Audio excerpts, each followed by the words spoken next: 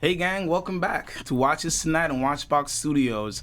Tim Monso's out tonight. He had a little doctor's appointment, so we decided to give him the day off. He's allowed. You know, figured he could enjoy a day relaxing himself once in a blue moon. It won't happen again, so bear with us. I'm CQ the Watch Guy, and I got Jay, I love watches.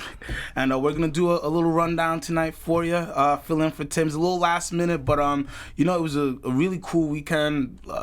Sports are back in full swing. A lot of really good games, especially like football. Some amazing games. I know a lot of the Vikings fans out there not too happy. I do have a couple clients, who called me just not so sad, but it'll be all right. The Bills deserve the win. I don't know if they deserve to beat them that bad, but that was pretty fun. That's your personal opinion. Yeah, but there were a lot of great comeback games. The Eagles came back, and the biggest comeback of the weekend has to be Tiger Woods winning a PGA, having a PGA win again, first one in years, I think over 5 years. He's got the juice back, bro. Yeah. He's got the juice back. I'd be afraid if I were the other golfers. Oh no, on fire. He's out there with his fuse back, just like a cyborg out there making it work. I don't know how.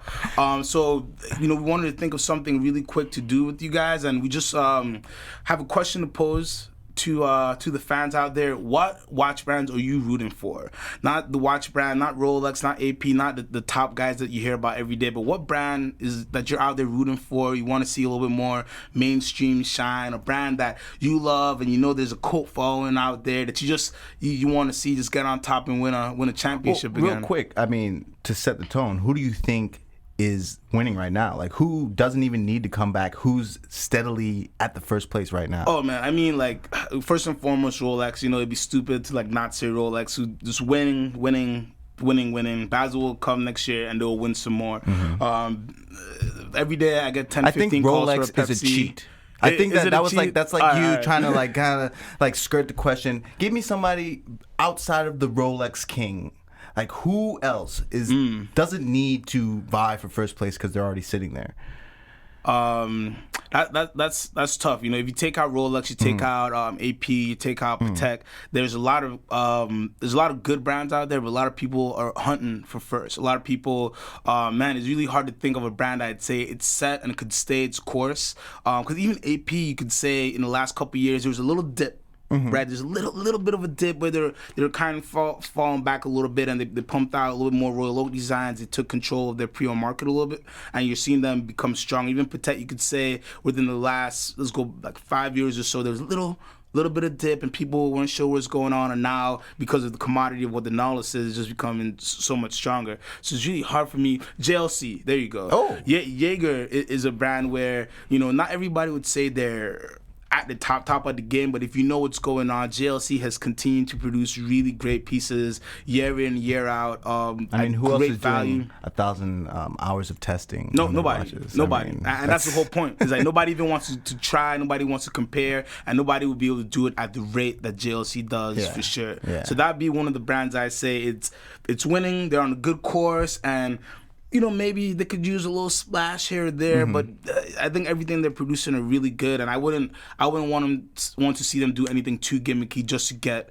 the clickbaits, because they don't need it. They're already, I don't want to say the Patriots, but say that they're somewhat like the Patriots where they can kind of stay the course. And, did you see the Patriots play last night? Yeah, that's true. So even the Patriots have bad nights sometimes. I'll have to say, after 9 months, I still can't stump CQ. So continue.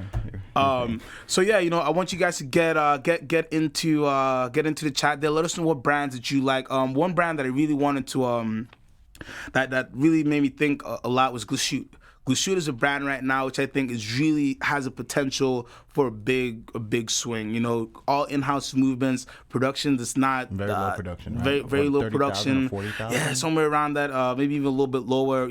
Beautiful movements and value. The finishing really on par with brands that are much more higher value. The new World Timer with the airplane codes came out, doing beautiful. That Cosmopolite. Yeah, I the believe. Cosmopolite is excellent. The Center Excellence lines, so many great models, so many great values. They're a brand that I think has so much potential, has a great cult following right now that I think they're just a model or two away, or just a mainstream shifting just a bit into really stepping into the limelight. So Glashütte's definitely a brand that I'm hoping for, I'm rooting for doing good out there. And I mean, the thing with Glashütte, I feel like, is sometimes I guess we get caught up in only the Swiss make great watches, and you know, Glashütte and A-Lang, I feel like, do some really, really crazy good work with their watches. Just to let you guys know, my number is 1029. CQ made a mistake. Yeah, I did kind of try to sabotage him, but you can always feel free to call me at 610-854-4861. Right.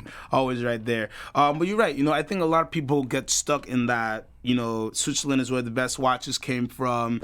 And, you know, when you really do the history of watchmaking and, you know, the origins in England and even other places in Europe far before that, sometimes you really do have to take a broader look. You know, are you just buying it because it says Swiss made on a dial? Does the watch really speak to you? There's so many brands out there that you know, from Japan or USA. Well, I was going to say, what do you think about Grand Seiko? I think that they're kind of making a big push. A lot of people have been calling about, you know, their high beats, their the spring drive is really popular. I think that the stigma that they had with the quartz crisis has kind of subsided, and a lot of real watch enthusiasts are now kind of appreciating what Seiko's bringing to the table.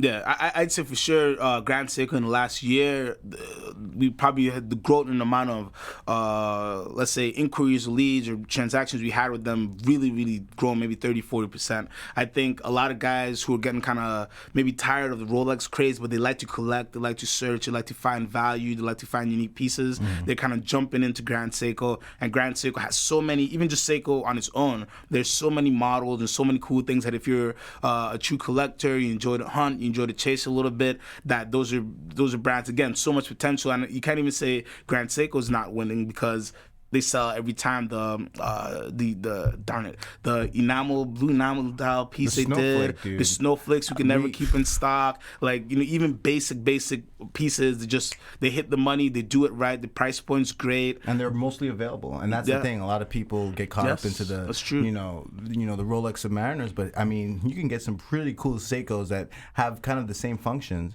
and at a great price, and you don't have to worry about availability or waiting on a list. You know, so that's one of the best things about Seiko watches that I've found. We're gonna look at the chat real quick. Oh yeah, there's a comment here about. Well, somebody was asking about Girard Perregaux. What do you feel about them right now? That's another brand that I feel like so much potential. It has so many, you know, hardcore fans rooting for them. You know, they're in that space where, you know, they need, to me, another cool model. What are they missing? You know, is it the sports? There's no real sports model that's really driving them. The Hawks, the Hawks do well, yeah. And you know, it's weird because they're not really missing one particular thing, but I think they need one defining moment. Maybe it's not a particular model. Maybe it's just something to give it a little bit of a jolt of energy, because it's one of those, GP is one of those brands that's been around for so long. If you go back in the history of models they made, so many cool models, the WWTC, World Timer, such clean, classy, dressy watches, but also very nice sports watches as well. The Laredo line, the Evos, there's so many cool pieces. I almost forgot about the Laredo. You know, right. I think they're just in a space where they're doing cool things technology-wise as well with their different escapements and stuff. But I think they're just in a space where they need a little jolt of energy for people, for the masses to get back into them. There's still a lot of great value, especially if you go pre-owned for GP. But I think they just need a little jolt of energy to get the mainstream back into them a little bit, I'd say. But it's a great brand. Such a great value. We always have cool GPs on the pre-owned side, that's for sure. Another brand, since this is a quick wrist check, I have a Breguet Traditional on right now, kind of upside down. But Breguet is probably the brand that I'm rooting for the most. Really? I love Breguets. They, you know, everybody knows I wear Breguet Marine on the show a lot. Such a great brand, such great history. Of course, you're gonna come at me and say it's not the same Breguet who started it all. But you know, my favorite watch is the Type 22. Oh, that's true as well. I forgot. Like, you're also, you know, I'm kind of a fanboy. You're a little fanboy as well. I can't help it. But Breguet is another brand where the quality of the watches is so great. The complication is so nice. I think they just have a dated look, but I think with the right moves, it could come back to the forefront, because it's such a great brand with so many great models and heritage that to me is at the top of the game. If you're just thinking heritage and lineage of watches, it is Swatch Group now, and it's not connected to the original, but it's still so much potential there. I love to see Breguet do a little bit more. Let's see what the chat's. Somebody asked about that helicopter in the back. Unfortunately, we do not use it for repairs, but that is a good suggestion. We should probably send that out into the open to start collecting, kind of like Amazon's doing with all their packages, right? Aren't they going to be doing like a... Listen, if you guys start the GoFundMe page right now and just say helicopter for CQ&J, we gladly pick up all the repairs in the helicopter if you guys pay for it. We'll put your name on it too. Yes. If you buy us a helicopter, we'll gladly put your name in small print next to our names on the helicopter as well. But I think we can make that. We can make that work. Yes. Make kind of advertising for you guys. Oh, this is funny. Uruk is basically the Bond villain watch. That's actually. I would love to see Uruk on the wrist of Bond villains. I think that actually be kind of cool. Uruk is another great brand that has a lot of potential, and of course that's not a brand that's probably shooting for the mainstream because it's so avant-garde, and the dial displays of how the time and everything looks is a little bit more unique, but it's such a cool watch that I'd actually... And it would be a watch that a villain wore. I can see that. With the pocket watch especially, that'd be kind of dope. Come on, pocket watch, my little cat. But the real watch that you need to talk about when you talk about James Bond, and that's Omega. That's true. And if you don't know me, I always got my Aquaterra on. I'm always rocking my Omega Seamaster Aquaterra. Some people would say I'm a fanboy. And I think you tried to say that they made a comeback this year, or at least you were talking to me before, and I was just like, what do you mean? Like, they've always been here. They hit with the Speedy Tuesday, or the Instagram only sale, and then like, what was the Airman? Why is it slipping my name? Ultraman. Ultraman. There you go. The Ultraman. How could you forget? Please forgive me. The Ultraman's, it's like selling like hotcakes. Can you even get it? Like, it's already sold out. No, already sold out. They're already starting to pop up on the pre-owned market a little bit. And is it the next Snoopy?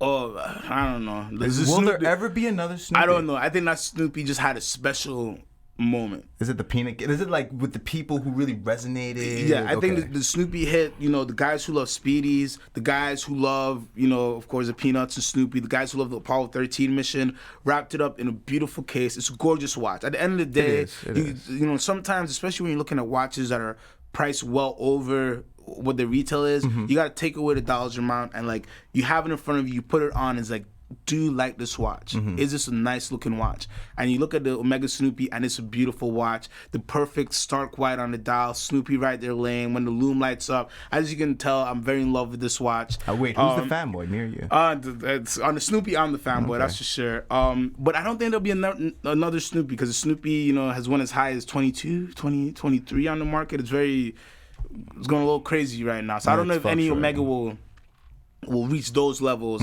as what a Snoopy's done. The Speedy Tuesday was kind of in that. I mean, not Snoopy level, but the limited edition aspect of it kind of had people going crazy. They were selling it for over retail for some time. I remember buying them at a certain price point, and we had to kind of take a look at the market and see, is it going to stay this way? When is the bubble going to crack? And that's one of the fun parts about doing the trading is really trying to feel the pulse of the market, almost like the life flow, through Chrono 24 and eBay. Yeah.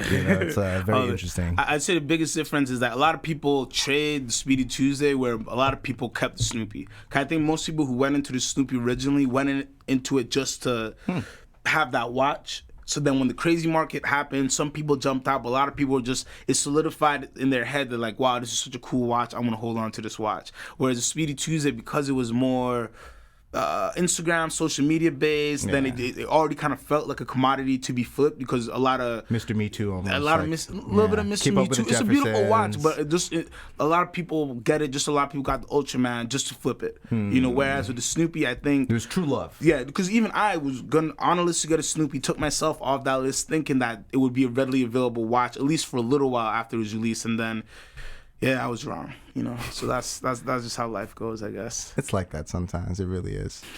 Mike, it is a dog of a watch, because it has Snoopy on the dial. It is overpriced, but he makes a very good Good point, though, because there are a lot of watches out there that are overpriced on the market, but at the end of the day, it is the market. You know, I don't want a 5711 to go for $60,000. I wish it was selling for $24,000. The percentage of money me and you make, or a company makes, or any company makes selling that watch doesn't really change. Nah. You know, that profit amount doesn't really change. So I would love for 5711s and Daytonas to sell back in normal ranges, but the fact of the matter is there are people out there who are paying, you know? It's supply and demand. I didn't understand, you know, why people, or if anybody would ever pay $50,000 for a 5711 until I saw Wire hit. And, you know, people who really want to get into this watch and don't want to, you know, take the time to wait on a list, they will buy that watch for whatever price it's listed for. I've seen it happen. I've seen it happen time and time again. It's one heck of a watch. Nothing against it, and I can completely see why you would pay over retail for a Nautilus 5711, and even for the Snoopy at that. I mean, yeah, it's like, again, when you take away price point and you just look at the watch itself, both watches are excellent watches that you could wear all day, and you know it's supply and demand. You know, we all wish that like we could call Terry or Patek and say, hey, you know, maybe produce 30% more Nautiluses just for a year or two, help the market stabilize. But like, to be honest, it's not really in their interest, or do they want to? You know, steel watches. How does that benefit them? Exactly. You know, sports watches isn't really their market, so they would be wrong for them to produce more to turn themselves into an AP Royal Oak situation, where right now the Nautilus is this holy grail, but when you go into the Patek catalog or you go into a true Patek boutique, so many great pieces that you kind of forget about the Nautilus for a second and remember that it was just meant to be the sporty brother of, you know, the dressy piece that you wore during the week or do business and things like that. Yeah, I mean, it's very interesting to see how supply and demand truly runs the market. At the end of the day, it doesn't really matter about anything else. It's, you know, if people will pay for it at that price, it's going to be selling for that price, you know. And if they're not enough out there, you know, which is not every day, a Nautilus is taken out of the inventory when they throw some ice on it. So I just want to point out, Edward is talking about taking Patek HQ hostage. I cannot, you know, agree to this. But if you're able to get a few extra Nautiluses, feel free to send them my way. I will not deny that package. And we see a lot of Speedy love. You know, Omega is one of those brands everybody loves, and a lot of great points made here about so many Speedmasters that it's still one of the collectible brands. And there's so many Speedy Reduce and so many different references out there that you could really have some fun collecting Speedmasters. One brand I want to bring up before we just turn to the chat is Frank Mueller. Frank Mueller, to me, is one of the most loved yet lost watches right now. You know, it's a brand that, you know, when you talk to a old school Frank Mueller guy, they love it. They talk about how the shape really changed everything, the crazy hours, the you know, the master complications. There's so many cool little watches in Frank Mueller's catalog right now. Maybe not as popular. It's kind of stepped back in the shadow a little bit. Everybody is using that kind of tonneau case shape that he beat into. Say I traded my Mueller for a Miele? Yeah, exactly. And the case is kind of looking Eterno, and like Richard Mille, I guess you could say, kind of took things to the more 2000 and futuristic level with all the different materials and cool functions and all that stuff, whereas Frank Mueller kind of stayed the course with their, you know, heritage in watchmaking, and it's interesting to see how Richard Mille has kind of skyrocketed, and Frank Mueller just hasn't had its fan base like it used to. And what could they do to fix it? Have they done something? You know, so like if you look at Frank Mueller now, a lot of really, I think they've reduced their production, a lot of really cool like colorways and things like that. They still have a lot of boutiques out there. I honestly would like to see a lot of more traditional Frank Muellers come back out. I would like to see them kind of do a lot of re-editions of the pieces that they have out now, maybe update the movements out there, because they are such cool watches. It's just that they're not being made anymore. So if you go pre-owned and you go hunting for Frank Muellers, so many cool pieces out there. If you like perpetuals, time onlys, you want a big case, small case, there's such a variety out there that I'd love to see a producer like that get back a little bit more steam, or let's say the mainstream attention on it, because that's when you really collected the watches, because it was funky, it was cool, and I just kind of spoke to you in whatever language, you know, you want to say. Just kind of touched you and was like, oh, I could see that on my wrist. Well, I think that's another thing with the market right now. A lot of people are caught up in getting watches that everybody else has, and they've maybe lost their side of truly enjoying horology for what you like and not doing it for somebody else. And I have conversations on a daily basis with people where they talk about getting a Submariner, and you ask them, well, why that? And then they just said, well, I want people to see me in a Rolex Submariner. And it's like, but is that the watch for you? Like, have you even put it on yet? And it's interesting that you say that you'd like to see Franck Muller come back, because they definitely have so many designs that are different from what you typically see, and I'd put my hat in for them as well. I'd like to see them do better as well. No booze in my shirt pocket. Somebody was asking. This is all. It's a loose shirt. I promise. A lot of cool questions in the chat. A lot of Omega love. A lot of Speedy love. Somebody was talking about the Cookies and Cream Planet Ocean. It's an interesting watch. I love the Planet Oceans. My only thing with the Planet Oceans is that there's so many colors that I just don't know what to choose at times. Like sometimes too many choices can be like backfire on me. So that's the only thing but Planet Oceans are amazing. It is. There's so much, because the deep black's pretty cool. Then there's that deep black with the blue. There's orange. There's red. There's so many color combinations, and even setting up our Omega store over there in Ardmore, you see. Such variety kind of gets packed in there. There's a color for everybody. Yeah, which is great. But sometimes I wonder what would happen. Of course, it's impossible. If it was like very, very low production and you had to request that watch. Imagine if they only sold the watches, like especially some of those different exotic colors, like was more request only. It was available by the brand, but maybe wasn't available at every retailer. So you're saying kind of limiting the amount. Yeah, exactly. So limited edition Planet Ocean. Yeah. Like numbered editions that they do with a lot of their Speedies as well, where you don't kind of force them on the market and you let the market speak for yourself. Of course, the amount of pieces that they produce is probably hard to do it that way, but I'd like to see something like that happen. That'd be kind of cool, I think. Cause have they done that with any of their Seamaster models? Because they do that with the Speedmasters, but have they ever done that with a Seamaster? The Aquaterra or man, there's definitely been limited edition Aquaterras. Darn it, I'm trying to think. There was also that limited edition Seamaster 300 with the skeleton dial. So there's a few like cool numbered editions, but I don't know. To me, like take the Pull-Prof. The Pull-Prof is an amazing example of what I'm about to say. It's pretty cool. Cool watch. Yeah. Awesome watch. The history, Jacques Cousteau, amazing watch, right? Less than, I'd say 95% of the people who will buy a watch can pull off a Pull-Prof and actually wear it as a regular watch, because just the size of the case, the hard angles of the crown, and it's just a big hulking watch, right? So imagine if that was a watch you had to request. You had to call one of us up and say, hey, I'd be interested in a Pull-Prof, and then you get it for a client, versus having tons of Pull-Profs out there. I think the market would be just different. It's a great watch, it's a cool watch, but it's honestly a watch that not everybody can pull off. A little more niche. Exactly. Not everybody can pull off a Breitling Emergency 2. It's a 50 millimeter watch with the antenna and everything. It's just a bigger watch. You know what I mean? And that's a watch because of the transponder that you can't really go out there and get too much. So that's why the Emergency 2 actually does fairly well, because there's not that many out there, because you need the transponder has to be the right year and all that. So they produce it very, very limited. So it's interesting, certain watches like that, I think, pull back the production a little bit. Like the Pull-Prof, I love that watch, but not everybody can wear a beast of a watch like that.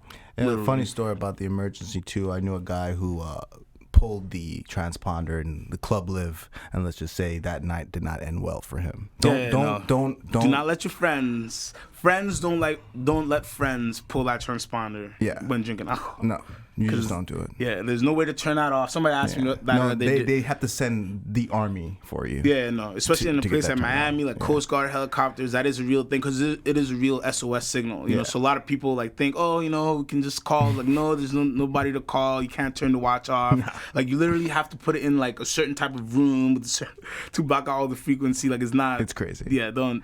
Somebody on the chat was talking about Tag Heuer's tributes to Altuvia. Yeah, the Altuvia tributes are nice. Tag's another brand that has so many, such great potential. And quick note on Tag, Jean-Claude Biver stepped down for some health reasons. Stepped away for a little bit. He's still going to be a part of it. Hope he gets well. He's still... I mean, I follow him on Instagram. He was biking this weekend. He's just an active guy. He might just want to relax. He's done so much. Like, he's one guy who's done so much that, like, if he just wanted to say, hey... I just want to make my cheese and ski and let's enjoy life. Yeah. I think the whole watch industry as a whole would let him do that, because he's one of those people like Nicholas Hayek. We all can have to thank for our jobs or our passion, because they're people in the industry who always push forward. Getting back to Tag, the Altuvia line's doing great. I really hope they keep going down those nice, really quality re-editions of historic models. And Tag is another brand that so much potential to grow. I think they just need to narrow down that collection a little bit. But they're selling. You know what I mean? So who am I to say? They're still doing very, very well. I think Tag's a great brand. I mean, I feel like they do a lot of really cool things with their watches, but I think that they also could look into maybe doing a little more funky stuff too. I mean, even though they do have a lot of cool color waves with some of their Aqua Racers and Monacos. Let's look at the chat. Ooh, so Chris Rabies has a really cool question. Rolex GMT Root Bear, AP Royal Oak, or Patek Aquanaut as a daily driver? You go first. That's an interesting question. I think I would go with the Aquanaut. And the reason why is I always favor the Aquanaut over the Nautilus. And I know, a lot of boos are going to be queued up. But the thing about the Aquanaut is it has a little bit more sleek design. I feel like it kind of doesn't stand out as much. And I don't want to be out there with it. That's why I wear Aquaterra and not a, Rolex Submariner. I think the AP Royal Oak is beautiful, but it may be a little bit too big. I got small wrists. And then the Root Beer is just an attention grabber, man. Like, especially if we're talking about that new one. I mean, like, you can see that a mile away. That's my personal opinion. Those good points. I don't know. That's a very tough question. I think the Aquanaut is probably one of the most wearable luxury watches to exist, especially on that strap. I could see myself in a Root Bear every day, especially if they made it, which I wish they did, a Root Bear and a Jubilee bracelet. I'd be owning that watch right now. That would definitely be my daily driver. But I'd say if we're talking AP Royal Oak 15400, I might go there, because if I could get that in a maybe black or blue dial, that would be great everyday wear. I could do anything with it. Not to knock the other watches, but me personally, I just really enjoy that watch a lot. That's one more Eric question. Nielsen said Aquanaut Travel Time, and yes, I would definitely be rocking that one specifically. Exactly. I mean, if we could go really, the if Aquanaut, it's available, the 5167 R in rose gold to me is the one watch. If you had to have one watch and do anything in it, Aquanaut time only rose gold brown strap. Google it. I'm just saying. Google it. Every time that I've seen that Straight watch facts, in the no wild, Wikipedia. it's just beautiful. It's understated. If you know it, you know it. If you don't know, you don't care. But it's one of those things where it's like you can have all the money in the world, but you chose to put it in something that has great class, has great elegance, the movement's amazing. But you could go scuba diving with it and be all right. You still want to have fun with your money, which I don't know. That watch just speaks to me a lot. Let's do one more before we get out of here. Thoughts on the JLC Master Control date anniversary with the sector dial. So yeah, so the question there is it soft or great feature value? I think this is man, this is tough. I think it's going to hold really its tough. value. Yeah. JLC as a whole, there's really not many JLCs that kind of go crazy over retail, especially after the first few months of them being readily available. I will. Oh, quick shout out to Phil Beach from Canada. This is my guy, Phil. Give me a shout, Phil. I love Phil. We always talk for a great time. Good to see you on the show. Back to JLC real quick. Sector Dial is great watch. It's still not a watch we can easily get. I still have a couple guys on my own list just to get that watch as well. Me too. I got like 3. Yeah, so it's not a watch that you can really get, but you always be able to get retail for it. If you're trading or you're going straight to the end user, you always be able to get retail, maybe in the right situation, a little bit more over. But it's not going to be a watch that is going to skyrocket in value. At least, not that I'm seeing. If they decided to discontinue it, if JLC made a rare move like that, I think this could be one of the watches because it's very wearable. Everybody loves the Master Control, but with the sector dial in the hands, it's a gorgeous watch. If you're thinking about buying it, I'd pull the trigger. Let's say that. Don't worry about value with that watch. You'll always be able to get a lot out of it, I think. And I think that's about all the time we have for today.